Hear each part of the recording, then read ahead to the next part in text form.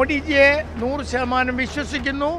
മോദിജി ഇവിടെ വന്നു കഴിഞ്ഞാൽ അടുത്ത ഗവൺമെന്റ് ഇന്ത്യയുടെ കേരളത്തിലാണ്. അതാണ് ഗുണം ചെയ്യുന്നത്. അത് കഴിഞ്ഞിട്ടാണ് ബാക്കി എല്ലാ ഗുണങ്ങളും. SNDPയുടെ കൂടാണ് BDJS നിൽക്കുന്നത്. കേരളത്തിലെ SNDP യൂണിയന്റെ ശാഖകളും യൂണിയനും അതിൽ അംഗങ്ങളും എല്ലാം SNDPയോട് ചേർന്നാണ് BDSനൊപ്പം പ്രവർത്തിക്കുന്നത്. ആ ശക്തിയാണ് BDSന്റെ ശക്തി.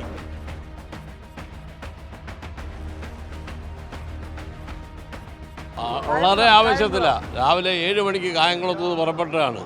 കായംകുളം നിയോജകമണ്ഡലത്തിൻ്റെ പ്രസിഡൻ്റാണ് ഞാൻ BDJSൻ്റെ. ഞങ്ങൾ 60 പേരോളം ഒരു ടൂറിസ്റ്റ് ബസ്സും 2 കാറും ഇതിൽ രണ്ടും കൂടെ ചേർത്ത് വനിതകൾ ഉൾപ്പെടെ ഇവിടെ എത്തിയിരിക്കുകയാണ്.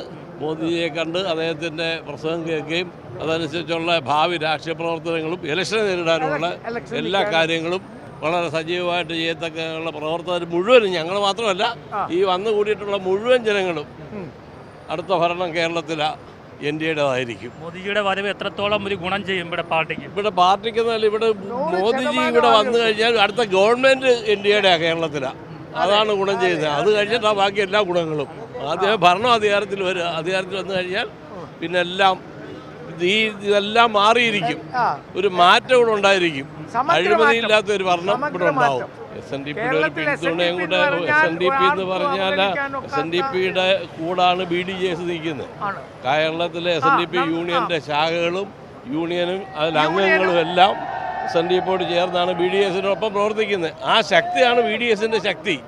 വലിയ മാറ്റമല്ല, മാറ്റം തന്നെ. ചെറിയ മാറ്റമല്ല. കേരളത്തിൽ അടിമുടി മാറി NDAയുടെ നേതൃത്വത്തിൽ ഒരു പുതിയ ഗവൺമെന്റ് കേരളത്തിൽ വരും. ഞാനിതിൻ്റെ ട്രഷററാണ് ആലപ്പുഴ ജില്ലയുടെ. അങ്ങനെ മോഡിജിയെ 100% വിശ്വസിക്കുന്നു. ഞാൻ 1971 യുദ്ധത്തിലെ വാർ മെഡലിസ്റ്റാണ്. എക്സൈസ് കമ്മീഷണറായിരുന്നു. ഒരുപാട് കഞ്ചാവ് തോട്ടങ്ങൾ കണ്ടുപിടിച്ച ആളാണ്. ഒരുപാട് അവാർഡും കേരളമതി മാതൃഭൂമി എല്ലാം തന്നു ആളാണ് ഞാൻ. അപ്പോൾ I am very much enthusiast to. എന്തുകൊണ്ടാണ് താങ്കൾ ഇപ്പം ഒരു BDJS വഴിയിട്ട് NDA സപ്പോർട്ട് ചെയ്യുന്നത്?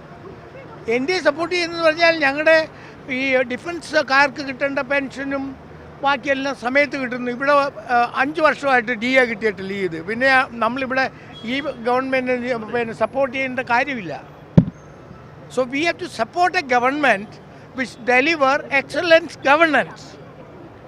So I have told you, Modiji is coming to Kerala, will make a drastic change in the mind of all people, all segment of the people, the society. ജനങ്ങൾ അത് തിരിച്ചറിയാൻ തുടങ്ങി very much emphatically. People started thinking, അല്ലാതെ ഇവിടെ കേസുകളും മറിച്ചതും ഒന്നുമില്ല. Last കൊണ്ടുവന്നൊരു പ്രഖ്യാപനം. Government പോവുക. ഇപ്പോഴാണോ പ്രഖ്യാപനം ചെയ്യുന്നത് DAയുടെ? 5 കൊല്ലത്തെ DA എവിടെ? ക്ഷേമ പെൻഷൻ എവിടെ?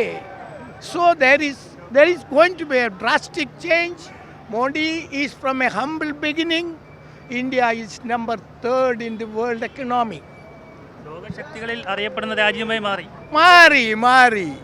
So താങ്കൾ സർവീസ് ചെയ്യുന്ന സമയത്തെ ഒരു രീതിയല്ല ഇപ്പോഴത്തെ India. Yeah, you see, I am getting 45,000 pension from the defense, and commissioner's pension is different. So whatever you do as a media person, you have to bring out the truth, feeling of the people. So you have to bring out.